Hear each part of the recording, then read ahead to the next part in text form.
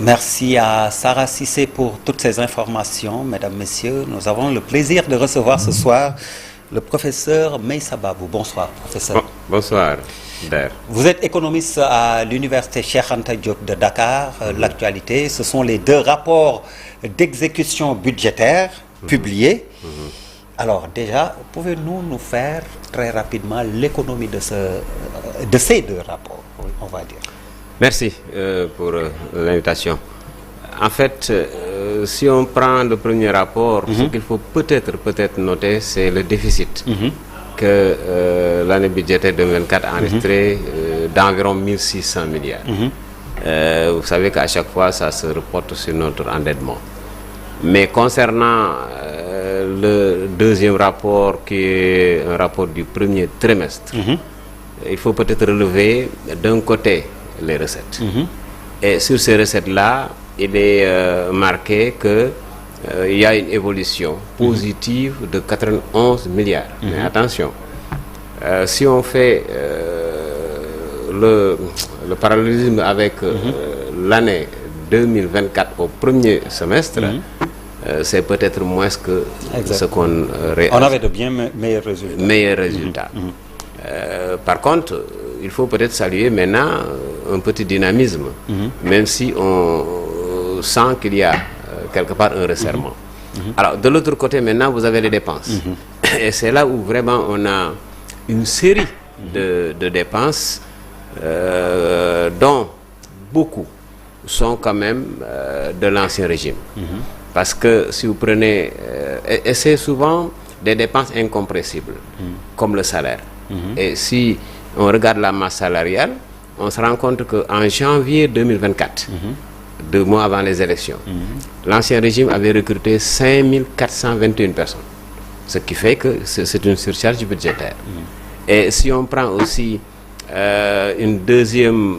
Aujourd'hui, d'ailleurs, ça nous coûte pratiquement dans les 150 milliards par mois. Si on prend l'endettement, là aussi, l'année dernière, c'était beaucoup mieux. Parce qu'on tournait autour de 3 000. Mais cette année, avec presque 8 100 milliards de remboursements, on s'est rendu compte qu'il y a effectivement dans le rapport, on nous dit que les charges d'intérêt ont augmenté de 24%, donc un quart. Cela veut dire que donc on est passé presque de 3 000 de remboursement à 8 000.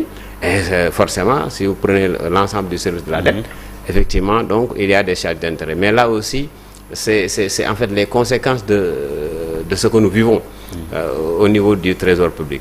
Maintenant, il y a d'autres poches de dépenses, comme au-delà des salaires, la bourse des étudiants, il y a les CMU, il y a l'agriculture. Ce qu'il faut peut-être signaler, c'est que c'est l'ampleur des dépenses au Sénégal. Franchement, même si le gouvernement a fait l'effort de ne pas être absent de ces poches de dépenses-là, qui pouvaient amener des remous sociaux, comme les salaires. Justement, mais parmi les dépenses, il y a également les subventions. Oui, il y a à regretter. Et par exemple, la Poste, qu'on continue de purger comme ça, là, avec 6 milliards pour ce premier trimestre déjà, mais il y a aussi le TER qui est déficitaire. Et là aussi, ça nous plombe 5 milliards. Donc, c'est pratiquement un peu des dépenses qui sont dues à de mauvais choix, très souvent. Choix dans le recrutement, choix dans l'endettement, choix dans les projets comme le TER, parce qu'en fait, on pouvait avoir moins que ce qu'on a dépensé, etc. Et si j'ai un regret, franchement, c'est peut-être au niveau, si on prend globalement les dépenses publiques, l'on se rend compte qu'effectivement, le gouvernement, peut-être la seule responsabilité, et dans l'ampleur de ces charges-là, c'est peut-être de ne pas rationaliser les dépenses publiques. En quoi faisant? En mutualisant. Parce qu'il y a quand même des interventions d'agences qui finalement... la rationalisation qui était une promesse phare. Qui était une promesse, malheureusement, on n'y est pas encore. Je ne sais pas si c'est encore dans leur philosophie, mais quand vous voyez qu'il y a 4 maisons qui interviennent pour le paiement, il y a 3-4 maisons qui interviennent pour les financements, finalement, ça ne donne pas l'efficacité recherchée.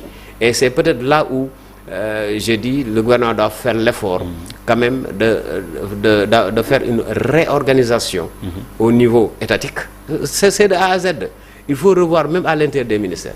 Parce qu'il y a tellement de chefs de directeurs qu'on peut quand même rationaliser. Et parce que si nous sommes dans cette difficulté de trésorerie, il va de soi que avec cette masse salariale qu'on ne peut pas diminuer parce que c'est l'État, mais il faut quand même aller dans le sens quand même de mieux d'État avec moins d'État. Pour aller dans votre sens, le rapport indique un taux d'exécution budgétaire de plus de 90%, alors que dans le même temps, on note que plusieurs secteurs prioritaires comme la santé, l'éducation, les infrastructures rurales affichent quand même des sous-consommations. Alors, M. Babou, comment pouvez-vous expliquer, ou alors comment faire pour concilier cet apparent succès global avec une performance sectorielle aussi déséquilibrée? Oui, c'est carrément, parce que les secteurs que vous avez cités, par exemple, il y a l'éducation qui se bat pour être dans les délais, même si nous, à l'université, on a des problèmes, mais ça, c'est notre problème. Exact. L'État a tout fait pour nous calmer. Et si vous prenez maintenant la santé, c'est peut-être un secteur qu'il faut revoir. Moi, je crois qu'il y a des secteurs comme ça où l'État devrait peut-être mettre plus d'argent. Mais actuellement, avec les conditions de trésorerie extrêmement difficiles, la priorité accordée peut-être à un secteur comme l'agriculture et l'éducation. Donc, c'est pourquoi on a recruté d'ailleurs 2000 enseignants. Donc il y a effectivement des priorités parce que quand tu ne peux pas tout faire et quand tu as des problèmes effectivement de trésorerie, il faut effectivement faire un choix et je crois que le choix a été fait. D'ailleurs, il y a des secteurs entiers qui peut-être n'ont bénéficié de rien du tout, comme la culture. Et donc voilà, il y a quand même des secteurs qui ont été carrément laissés en rade, simplement parce qu'on ne pouvait pas faire un maillage par rapport à toutes les dépenses attendues. On l'a évoqué en off avant le début de cet entretien, l'impact de l'absence de du FMI par rapport à la baisse des investissements qu'on a noté dans ces rapports d'exécution budgétaire. Les investissements sont de 2,8 milliards, c'est trop faible, pratiquement inexistant. Alors, parce que simplement, le Sénégal avait l'habitude de faire ce qu'on appelle les grands chantiers. Et généralement, les grands chantiers étaient dans un programme qu'on appelait PAP. Et ces programmes étaient financés par la Banque mondiale et les eurobonds. Aujourd'hui, depuis qu'ils sont là, les gens du nouveau régime ont demandé au FMI de surseoir à son assistance en attendant d'y voir plus clair, paraît-il, dans ce qu'ils étaient en train de rechercher, un diagnostic. Maintenant que je crois que c'est terminé et que le FMI est un partenaire incontournable, même si moi je ne l'aime pas, entre guillemets, mais un partenaire quand même incontournable, c'est le moment quand même de renouer le dialogue. Et donc, obtenir du FMI, moi je le préfère 1500, 2000 milliards, je le préfère à aller 2 à 3 fois sur le marché local pour prendre à chaque fois de petites sommes pour quand même régler des problèmes de trésorerie. Mais là, ça ne règle pas un problème d'investissement. Et tant qu'on n'a pas encore réglé ce problème avec le FMI, pour 2 choses. 1, son financement assez colossal. 2, son accompagnement. Parce que aussi nous accompagner au niveau des grands marchés comme l'eurobond, c'est absolument nécessaire.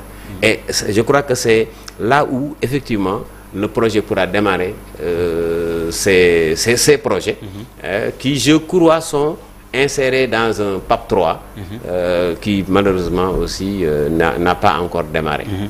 Alors, si vous permettez, parce que ça plombe, en fait, l'économie. Quand on dit que l'économie est au ralenti, il faut noter que dans nos pays, le moteur de l'économie, c'est l'État. Et quand l'État n'investit pas, mais se met dans des dépenses courantes, effectivement, la machine économique est grippée. Et donc, c'est peut-être ça qui fait que le chômage massif, le manque de revenus, tout cela